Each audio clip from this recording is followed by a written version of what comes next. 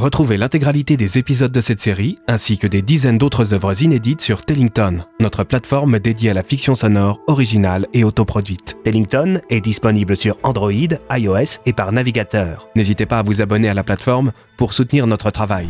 Le lien est dans la description. Tellington, des histoires qui s'écoutent. Que pourrait-il bien se passer si des êtres venus d'ailleurs venaient ici ? Quel accueil ferions-nous à un message de paix ? J'ai écrit une petite histoire qui tente de répondre à cette question et je m'apprête à vous la raconter.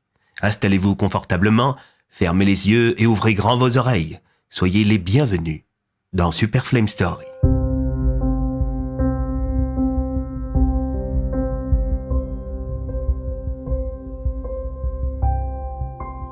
Notre histoire commence dans 2 ans, dans un petit village français.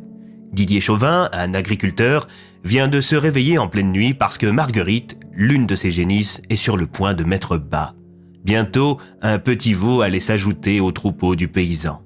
Le vétérinaire venait d'arriver sur les lieux en catastrophe et le travail de la bête avait commencé depuis quelques minutes. Tout laissait présager que la mise à bas allait bien se passer. Mais les 2 hommes furent interrompus par des bruits de sirènes à l'extérieur de l'étable. L'agriculteur s'absenta quelques instants pour voir de quoi il en retournait. Il découvrit alors avec stupeur qu'une demi-douzaine de véhicules de gendarmes venaient de pénétrer dans la cour de sa ferme. Un homme en costume sortit de l'un des véhicules et s'avança dans la direction de l'agriculteur. « Didier Chauvin, je présume ?»« Oui, c'est moi. Qu'est-ce qui se passe ?»« Je suis le professeur Henri Vallier et je travaille pour le GIPAN. »« Le quoi ?»« Le groupe d'études et d'informations sur les phénomènes aérospatiaux non identifiés. Nous travaillons avec le CNRS. » Et qu'est-ce qui vous amène sur mon exploitation à une heure pareille ? Écoutez, je ne vais pas y aller par 4 chemins. Nous suivons depuis quelques heures un engin spatial qui s'approche à une vitesse phénoménale de la Terre et si nos calculs sont exacts, c'est ici qu'ils vont atterrir. Un engin spatial ? Genre des extraterrestres ? C'est exact, monsieur Chauvin. Dans moins d'1 heure, nous allons vraisemblablement établir un contact avec une forme de vie extraterrestre. Et ça va se passer dans votre champ. Il n'a pas intérêt à me niquer mes patates, votre extraterrestre. Un des gendarmes s'avança en direction des 2 hommes. Il était au téléphone. « Oui, mon général. Bien, mon général. » Il s'adressa ensuite au professeur. « Les blindés seront sur zone dans 3 minutes et les hélicos sont prêts au décollage. Le président de la République a validé le plan d'action. »« Très bien, merci, lieutenant Ronsard. Tout le monde en position !» Les minutes passèrent et tout ce petit monde, rejoint plus tard par des soldats et un char d'assaut, se mit en place dans le champ de l'agriculteur. L'agitation avait laissé sa place au silence et l'agriculteur fut rejoint par le vétérinaire. On distribua des masques à gaz à tout le monde pour se protéger d'un éventuel pathogène. Le paysan et son vétérinaire posaient des quantités de questions au professeur Vallier. « Dites-moi, professeur, comment se fait-il que vous soyez certain qu'il s'agit d'extraterrestres et non d'une météorite ?» interrogea le vétérinaire. « Les météorites n'émettent pas des messages dans toutes les langues de la Terre indiquant qu'ils s'apprêtent à atterrir et qu'ils viennent en paix. » « Et du coup, c'est pourquoi les tanks ?»« C'est au cas où ils ne viennent pas en paix. » L'agriculteur compléta. « Ouais, enfin, dans les films, quand les extraterrestres ils ne viennent pas en paix, ils en font qu'une bouchée des tanks. En 5 minutes, ils détruisent tout et c'est l'apocalypse. Et après, les Américains, ils sauvent tout le monde. » « En parlant de ça, ils ne sont pas jaloux, les Américains, que les extraterrestres débarquent en France ?» Le professeur n'eut pas eu le temps de répondre. Une lueur aveuglante éclaira la zone dans un fracas monumental. Quelque chose était en train d'atterrir, comme prévu. La lumière était si intense qu'il était impossible de voir ce qui était en train de se passer. Le professeur ordonna à tout le monde de se tenir prêt. Les militaires se tinrent prêts à tirer et les canons des tanks s'orientèrent dans la direction de la lumière. Quelques secondes plus tard, le vacarme cessa et la lumière aveuglante s'estompa peu à peu. La navette, de la taille d'un avion, venait de se poser au milieu du champ. Un lourd silence s'installa dans la nuit. Tout le monde fixait l'aéronef avec insistance. Ce jour était historique. Un être venu d'ailleurs allait entrer en contact avec nous. 1 ou 2 minutes passèrent et la porte qui faisait face à l'attroupement de terriens finit par s'ouvrir, déroulant au sol un tapis rouge qui s'arrêta pile poil devant le professeur Vallier. Tous les hommes se regardaient. À quoi allait ressembler la créature qui s'apprêtait à sortir du vaisseau ? Allions-nous avoir affaire à un petit homme vert ? Un monstre tentaculaire ? Un insectoïde ? Il n'en fut rien. Du vaisseau sortit un homme, tout ce qu'il y a de plus normal. Il tenait dans sa main droite une sorte de valise et portait un costume cravate dont la veste était ornée d'une broche avec une sorte de petit drapeau dessus. Visiblement, un signe indiquant que notre hôte appartenait à une sorte de délégation politique. « Bonjour tout le monde !» Et il parle français.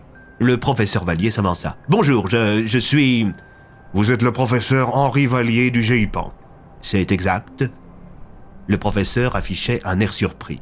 « Ma secrétaire m'a briefé avant mon départ. Je me nomme Richard Small Jr. et je suis ambassadeur de Nemeria, du système solaire Atarix, situé dans la galaxie du Centaure. » Ah oui, quand même, ça fait loin. « Ne m'en parlez pas, 1 semaine de voyage. » Vous avez fait le voyage en 1 semaine ? Ah oui, j'oubliais que votre technologie est très en retard par rapport à la nôtre. Nous avons résolu un très grand nombre de problématiques liées au voyage spatial au cours des 50 dernières années. Vous calculez bien les années par rapport au temps que met votre planète à faire le tour de votre soleil. Oui, en effet. Parfait, j'ai bien retenu. Sur ces mots, la porte du vaisseau se referma. Ah, la navette va repartir. Sans vous ? Oui, je compte rester quelque temps. Je rappellerai mes collaborateurs quand j'aurai pu faire ce que j'ai à faire ici. Et qu'est-ce qui vous amène sur Terre ? Je viens établir un contact avec vos gouvernements. Ce qui m'embête un peu, c'est que vous êtes toujours sur un modèle basé sur les nations. L'Europe c'est pas mal, mais on est encore loin du gouvernement mondial. Un grand bruit se mit à retentir et une lumière aveuglante inonda l'horizon. La navette était en train de partir. L'ambassadeur némérien reprit en parlant plus fort. « J'aimerais rencontrer vos chefs d'État. Pour ça, il me semble que je dois passer par l'UNO. » L'UNO ? Votre organisme qui regroupe tous les États du monde. Ah, l'ONU. Oui, c'est ça. Pour ça, je dois d'abord en référer au président de la République. Je vois. Au fait, pourquoi avoir choisi la France ? C'est le pays des droits de l'homme. Mon gouvernement pensait que c'était un symbole fort d'atterrir ici. Nous avions également pensé aux États-Unis d'Amérique, mais nous les trouvons un peu trop bellicistes. Et pourquoi pas un pays d'Afrique ? Interrogea le vétérinaire. À qui ai-je l'honneur ?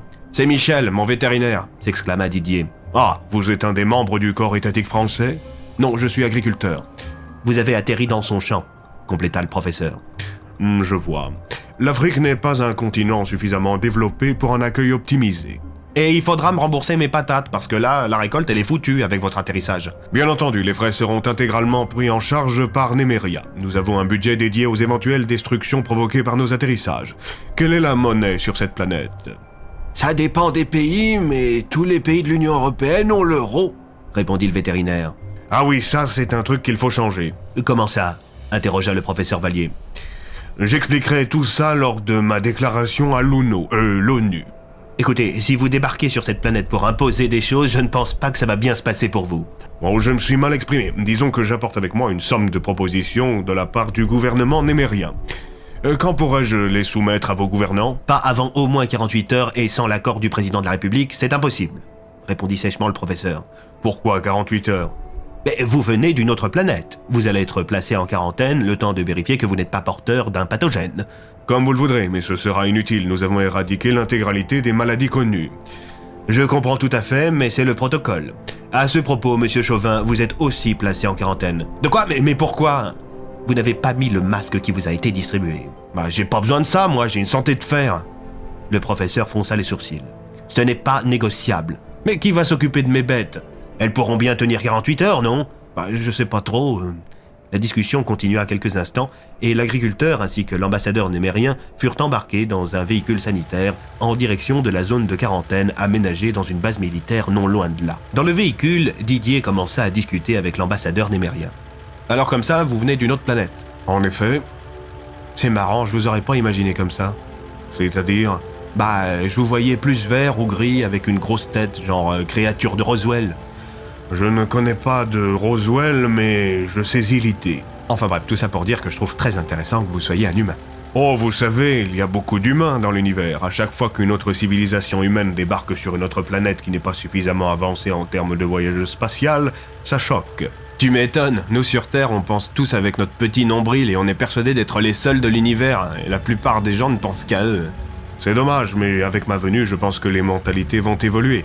Les propositions que j'apporte avec moi vont ouvrir les terriens au reste de l'univers. C'est le grand projet du gouvernement némérien, lier et aider toute l'humanité à travers tous les mondes. Le gouvernement investit des centaines de milliards de crédits interplanétaires dans la recherche d'autres humains à travers l'univers. C'est sympa ça, mais en général quand les gouvernements investissent, c'est rarement dans un but humanitaire, si vous me permettez. L'ambassadeur fit mime de ne pas avoir entendu la remarque de Didier. Le véhicule finit par s'arrêter. Nos deux protagonistes venaient d'arriver à la base militaire. Découvrez la suite de cette histoire en vous rendant sur Tellington. Le lien est dans la description.